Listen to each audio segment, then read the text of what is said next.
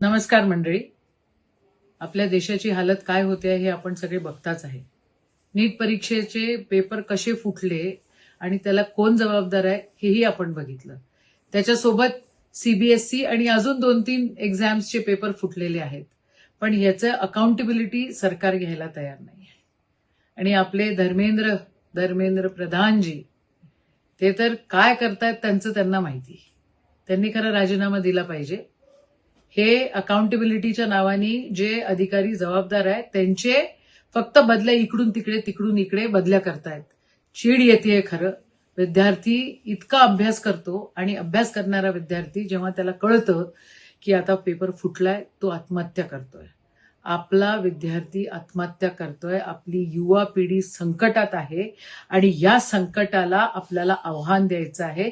हे आव्हान देण्यासाठी NSUIचे राष्ट्रीय अध्यक्ष विनोद जाखडजी अमरावतीमध्ये येत आहेत. माझी आपल्याला सगळ्यांना विनंती आहे की 5 तारखेला संध्याकाळी 5 वाजता आपण डॉक्टर बाबासाहेब आंबेडकर चौकामध्ये, इरविन चौकामध्ये त्या ठिकाणी उपस्थित राहावे आणि नीट आणि सीबीएसई पेपर फुटीच्या विरोधात त्या ठिकाणी सरकारला जबाब विचारावा.